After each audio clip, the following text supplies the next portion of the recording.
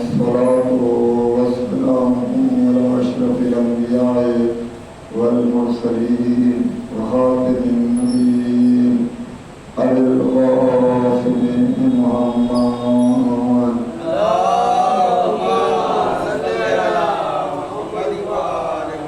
ولعنة الله على أعدائهم وقتلتهم وغاصبي حقوقهم ومنكري دلائلهم من الآن إلى قيام يوم الدين.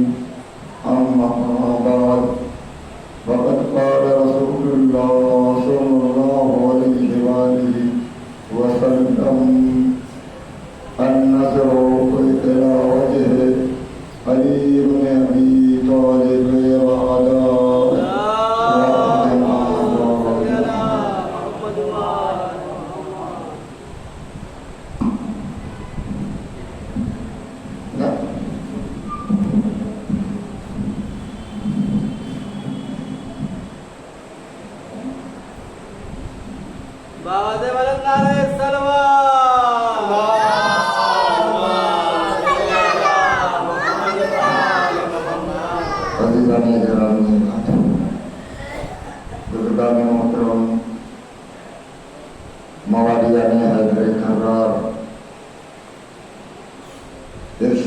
اپنی محبت ہے کہ علی کے چہرے پر نظر کرنا عبادت ہے.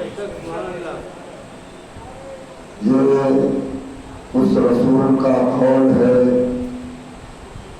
جس کے لیے خداوند کریم نے ارشاد فرمایا ہے کہ وما ينطق عن الهوى ان هو الا وحی یوحی.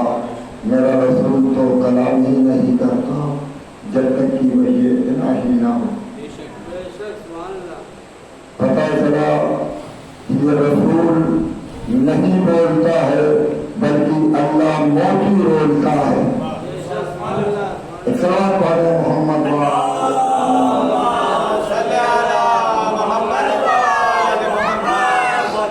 دوستو. میں آپ کو یہ بتا دوں کہ یہ اس ذات گرامی کی فضیلت ہے جو ہمارے عقول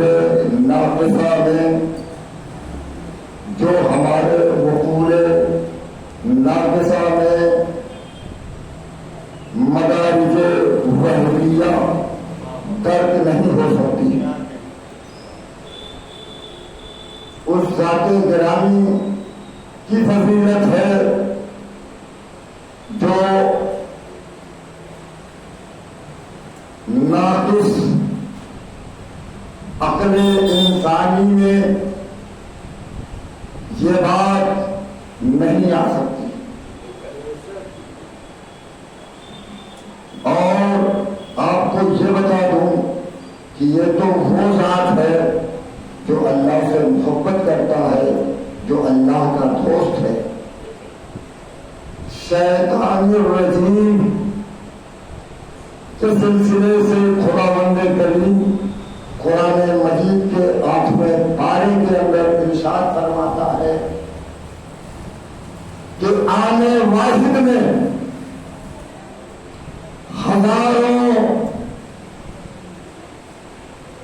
افعال کا, ہزاروں کروڑوں انسان کے افعال کا شیطان آنے واحد میں محاصرہ کیے ہوئے ہے. یہ شیطان کی ذات ہے جو آنے واحد میں ہزاروں لاکھوں کروڑوں لوگوں کے اعمال کا محاصرہ کیے ہوئے ہے. جبکہ یہ اللہ کا دشمن ہے. جو اللہ کا دوست ہوگا, جو اللہ کی حجت ہوگی, اس کی کیا قدرت ہوگی. جب شیطان کی اتنی طاقت ہے, اتنی قوت ہے, اتنا پاور دے کر بھیجا ہے. اس نے مانگا تھا, اپنی عبادتوں کے سلسلے سے مانگا تھا, سنے پہ مانگا تھا کہ میں نے تیری اتنی اتنی عبادت کی ہے, اس کا کوئی صلہ ملے گا. تو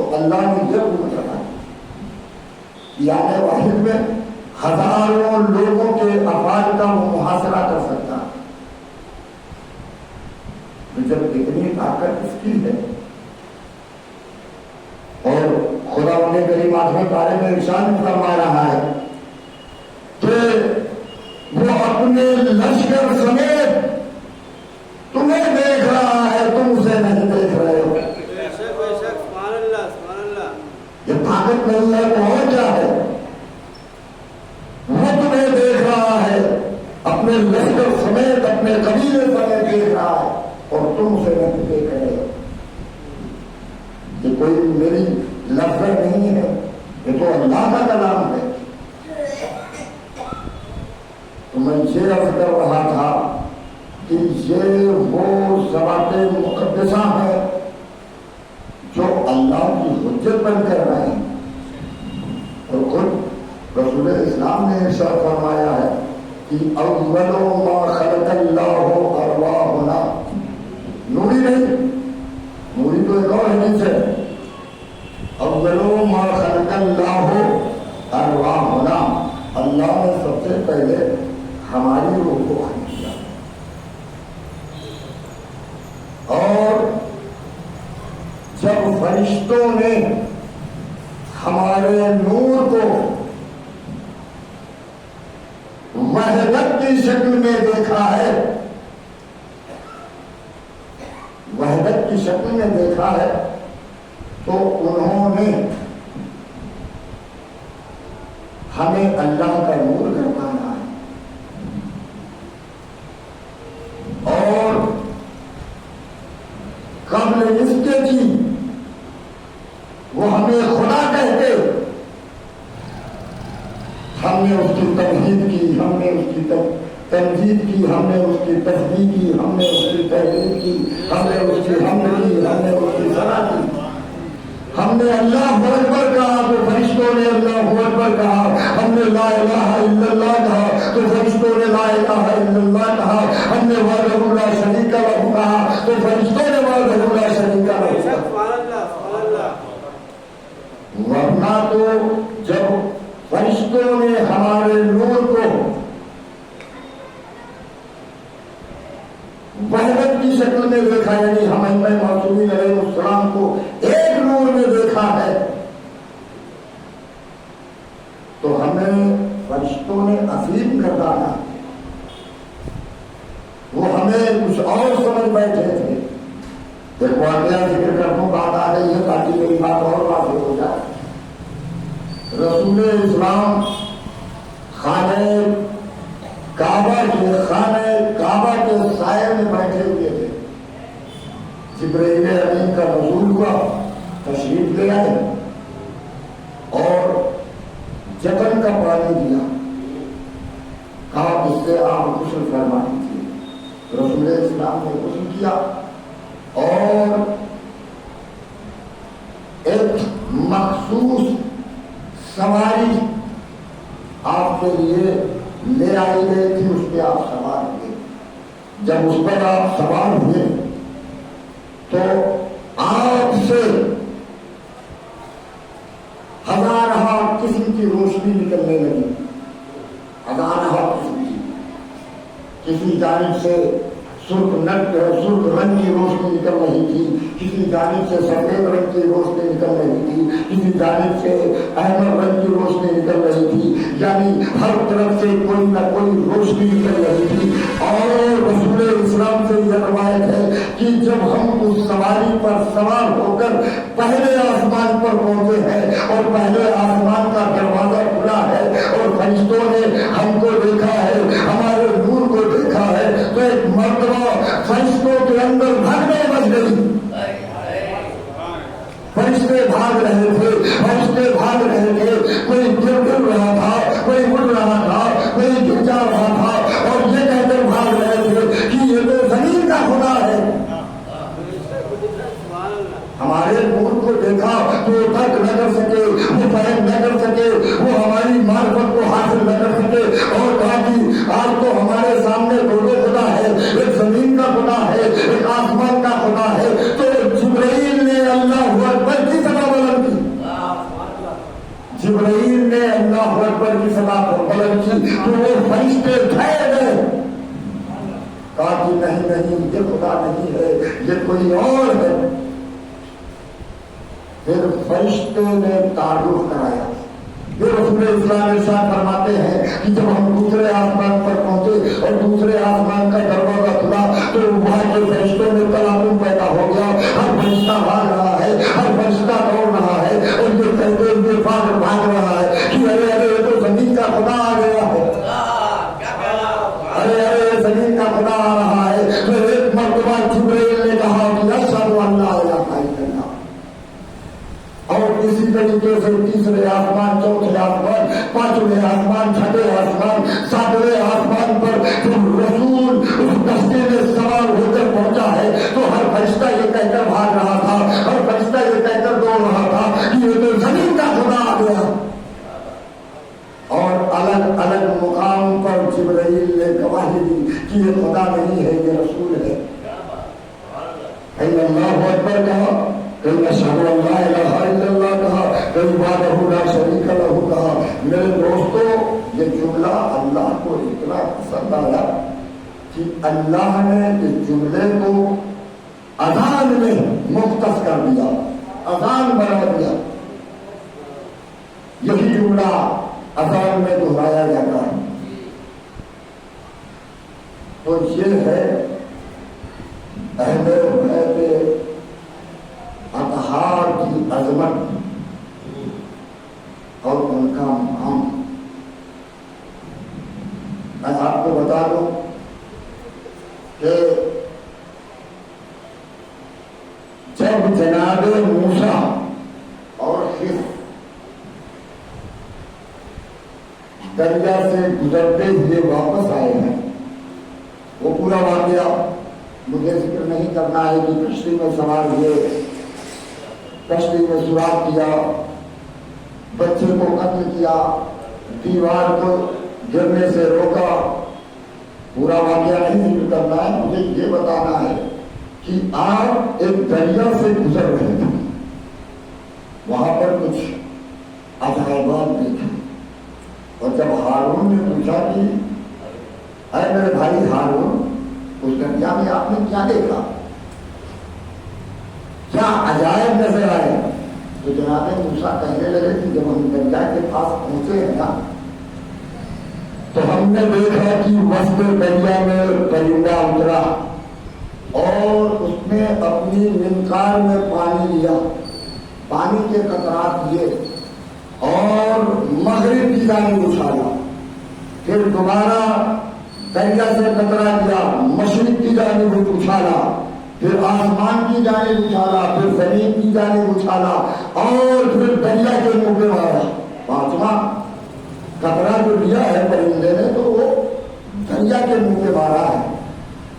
تو جناب موسیٰ نے خضر سے پوچھا کہ بھائی یہ کیا اشارہ کر رہا ہے، اس کا کیا کنایا ہے، یہ کہنا کیا چاہ رہا ہے؟ تو جناب خضر نے کہا کہ مجھے نہیں پتا، جبکہ اللہ نے یہ کہا تھا کہ موسیٰ جاؤ خضر سے علم حاصل کرو، موسیٰ جاؤ خضر کے پاس اور علم حاصل کرو۔ خضر نے کہا کہ مجھے نہیں معلوم۔ خضر نے موسیٰ سے پوچھا کہ تمہیں معلوم ہے؟ تو موسیٰ نے کہا مجھے بھی نہیں معلوم۔ ایک چیز اور آپ کو بتا دوں، خضر علیہ السلام کسی اور علم میں ماہر تھے، موسیٰ کسی اور علم میں ماہر تھے، اور دونوں اپنے مقام پر الگ الگ علموں میں ماہر تھے۔ ایسا نہیں کہ موسیٰ کچھ نہیں جانتے تھے، بھائی موسیٰ صاحب کتاب، صاحب شریعت، صاحب کتاب، صاحب شریعت، اور وہ پیغمبر جس کو اللہ نے مرسل پیغمبر بنایا، وہ خضر سے علم حاصل کر رہا ہے۔ خضر ایک مومن بن رہا ہے، بعد میں نبی کہا ہے، بعض کا خیال ہے کہ وہ مومن بننا ہے، بندے سے صاحب شریعت صاحب کتاب علم حاصل کر رہا ہے. ایسا نہیں کہ جناب موسیٰ کے پاس علم نہیں، یہ اپنے علم میں ماہر تھے، وہ اپنے علم میں ماہر تھے.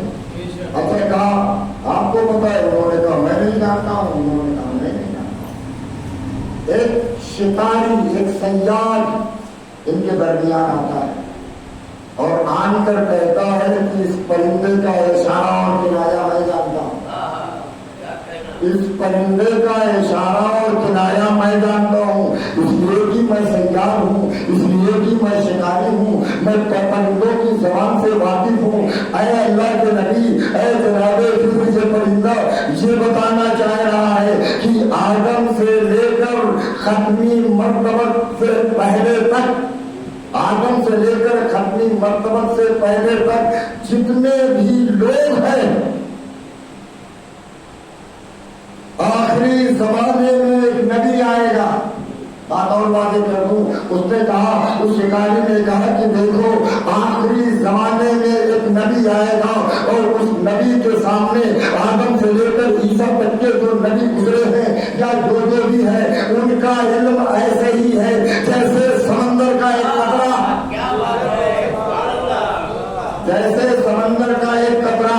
یہ فرشتہ یہ اشارہ کر رہا ہے، یہ فرشتہ یہ بتا رہا ہے مشرق کی جانب، مغرب کی جانب، آسمان کی جانب، زمین کے جانب، اور سمندر کے منہ پر ایک قطرہ مار کے یہ بتانا چاہ رہا ہے کہ دیکھو آدم سے لے کر عیسیٰ تک آخری زمانے میں جو نبی آئے گا اس کے سامنے ایسے ہی ہے جیسے سمندر کے سامنے ایک قطرہ، اور اس کا ایک وسیع ہوگا جس کا نام علی ہوگا.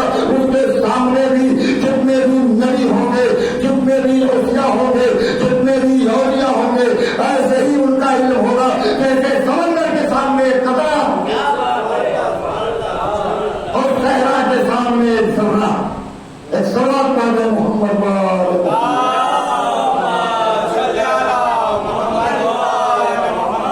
یعنی پرندہ یہ بتا رہا ہے کہ آخری زمانے میں ایک نبی آئے گا اور اس کا ایک وسیع آئے گا، اس کا علم ایسا ہوگا، اس کے علم کے سامنے تمام نبیوں کا علم ایسا ہوگا جیسے سمندر کے سامنے ایک قطرہ ہوگا.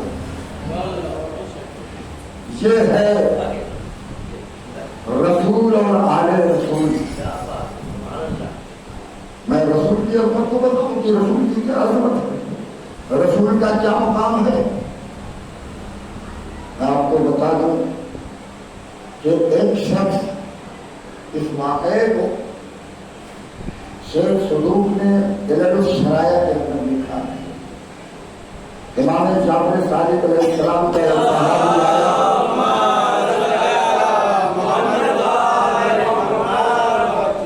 اور آن کر کہا کہ اے میرے مولا، اے میرے آقا، میں ایک سوال کرنا چاہتا ہوں. تو میرے مولا نے کہا کہ اے سائل، کیا میں تیرے سوال کو بھی بتاؤں اور اس سوال کے جواب کو بھی بتاؤں؟ کہا میرے مولا، آپ لوگوں کے دلوں میں جو راز پوشیدہ ہے اسے کیسے جان لیتے ہیں؟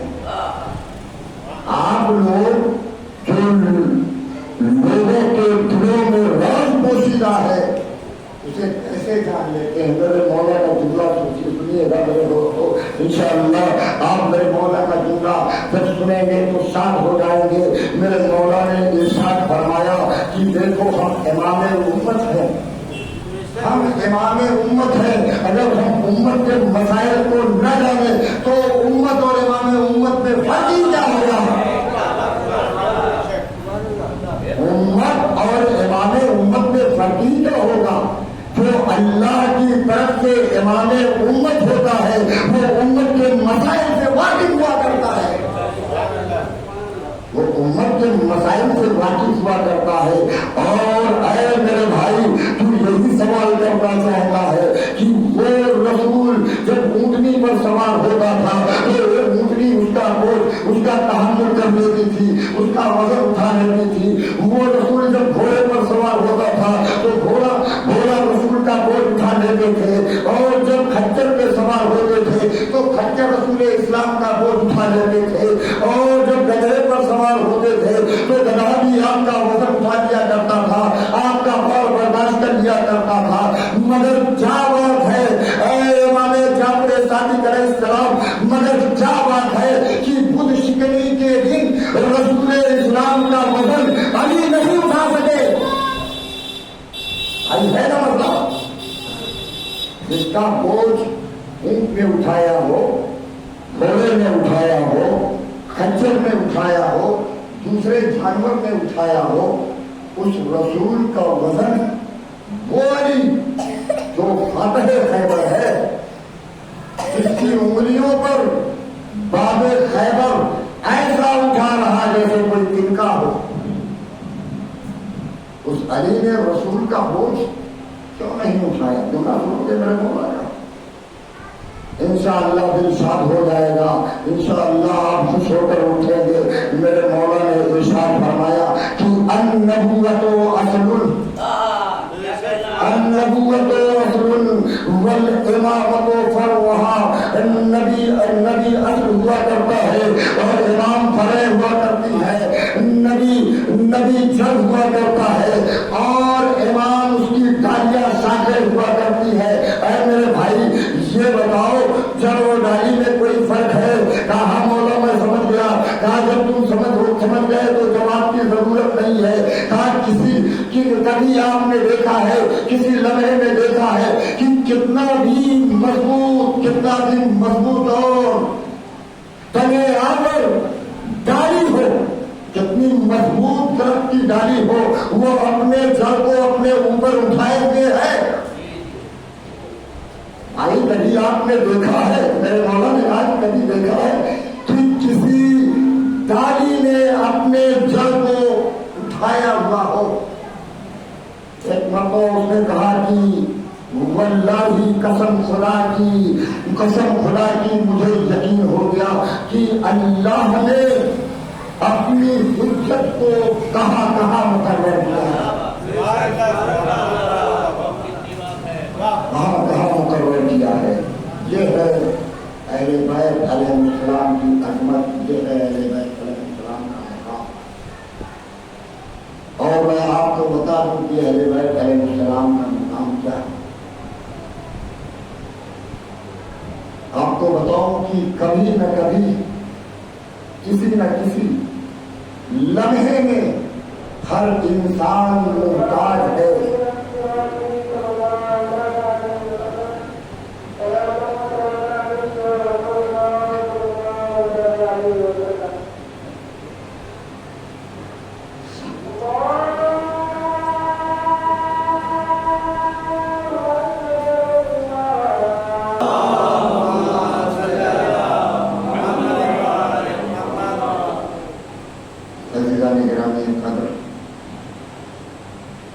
کبھی نہ کبھی کہیں نہ کہیں کسی نہ کسی لمحے میں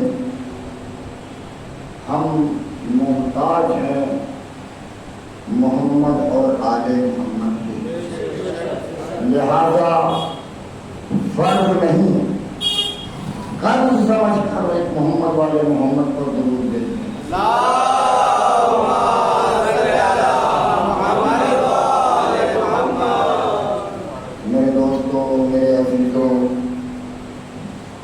آج ہمیں علی کے اس لال کا غصہ ام البنین کو دینا ہے جس کی تمنا خود علی نے ابھی طالب کی۔ آپ کو میں بتا دوں کہ جب ام البنین بیاہ کر امیر المومنین کے گھر آئی ہے نا تو حجرے میں مل گئی ہے۔ انہوں نے اپنے عالیہ کا پہلے بوسہ لیا ہے اور دہلیز پر رہے ہیں۔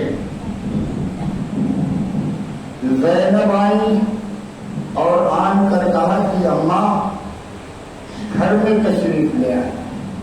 ایک مرتبہ ام البنین نے کہا شہزادی مجھے ماں نہ کہنا، میں اس گھر کی نوکرانی بن کر آئی ہوں۔ حسن و حسین آئے، کہا اماں گھر میں تشریف لے آئیے۔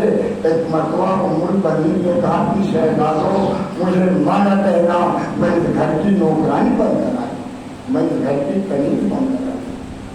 اور ساری زندگی حضرت عباس کو یہ درس دیتی رہی کہ اے عباس انہیں بھائی نہ کہنا اور شہزادیوں کو کبھی بہن نہ کہنا، انہیں آقا کہنا، انہیں شہزادی کہنا۔ ہاں دادا آج کی یہ رات منسوب ہے میرے حضرت عباس، جس کی وفا کی یہ شان ہے، یہ عظمت ہے کہ اپنے آپ کو حسین پر قربان کر دیا۔ اداکاروں جملہ سنو گے، جب ہر ایک کوئی شہید ہو چکا ہے نا، میرا مولا خدمت امام حسین میں آتا ہے اور آن کر کہتا ہے کہ اے آقا اے مولا حسین مجھے مرنے کی اجازت دیجیے۔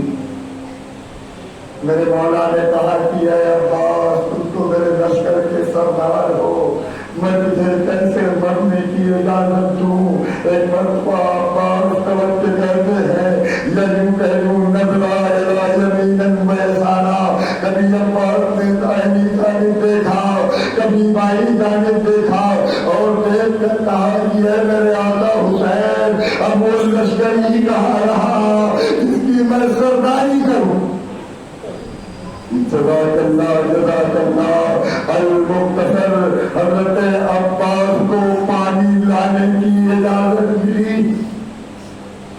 میرا مولا عباس جب جناب زینب سے ملنے کے لیے آیا ہے نا، جملہ سنو گے، جب ملنے کے لیے آیا ہے تو جناب زینب نے حضرت یاد سے عباس کے چہرے کو دیکھا اور دیکھ کر کہا کہ اے میرے بھائی عباس میں تیرے قد کو دیکھتی تھی، میں تیرے قامت کو دیکھتی تھی اور یہ سوچتی تھی کہ جس کا عباس جیسا بھائی ہو اس کے ہاتھوں میرے سن کون مارے گا، لیکن اے میرے بھائی عباس آج مجھے یقین ہو گیا ہے کہ زینب کربلا سے کوفہ، کوفے سے شام در بدر آئی جائے۔ جزاک اللہ عباس نہر فرات پر آتے ہیں، مشق سکینہ میں پانی بھرتے ہیں، عباس بڑی تیزی کے ساتھ یہ چاہتے ہیں کہ پانی کسی طریقے سے خیمے میں چلا جائے، لیکن ایک شور اٹھا، چاروں طرف سے یہ آواز بلند ہوئی کہ عباس خیمے تک پانی نہ لے جا پائے۔ ہاں چاروں طرف سے حملے ہونے لگے، کوئی تیر مار رہا تھا، کوئی تلوار مار رہا تھا۔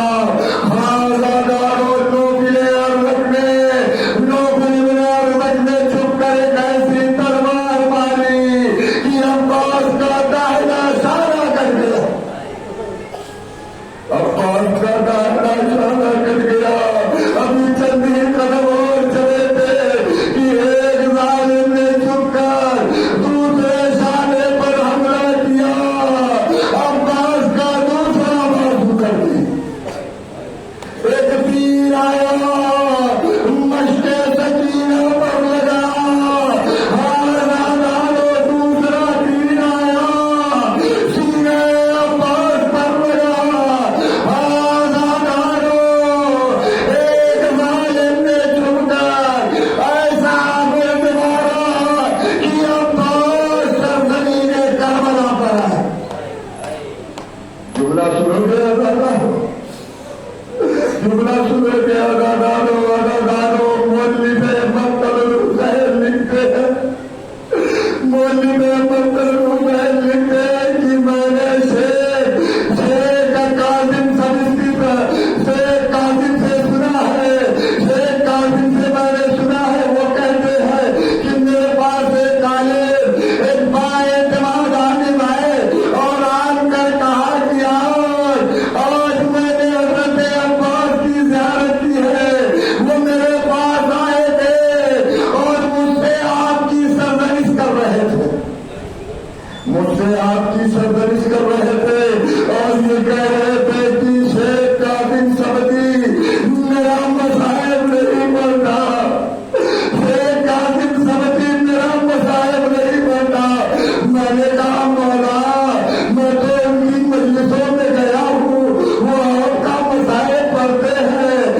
مولا نے کہا نہیں نہیں وہ میری مصیبتوں کو نہیں بیان کرتا، ارے اس سے کہنا کہ میری وصیت پڑھا کرے، میری وصیت بیان کیا کرے۔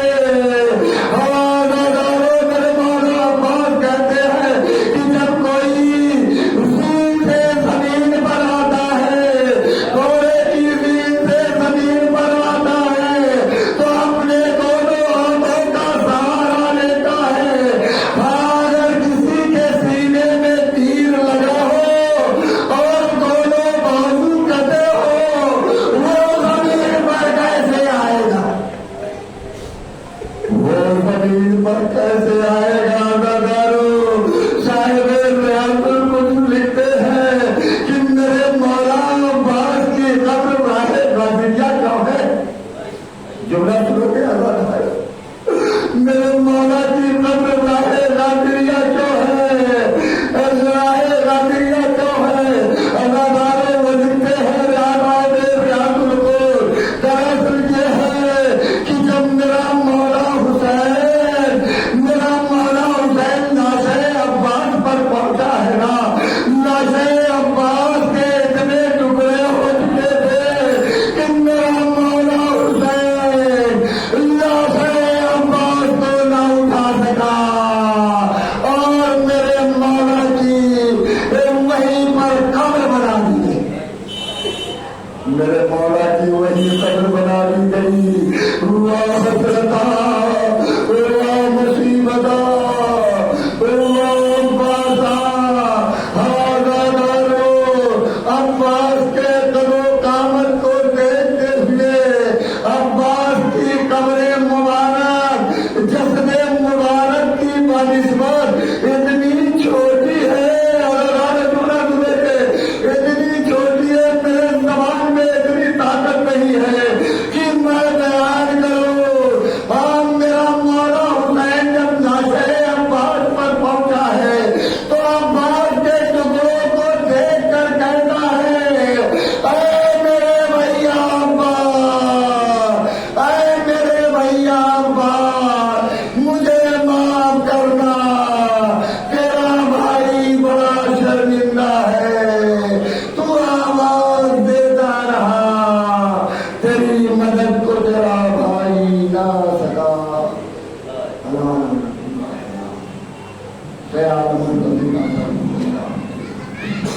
ماں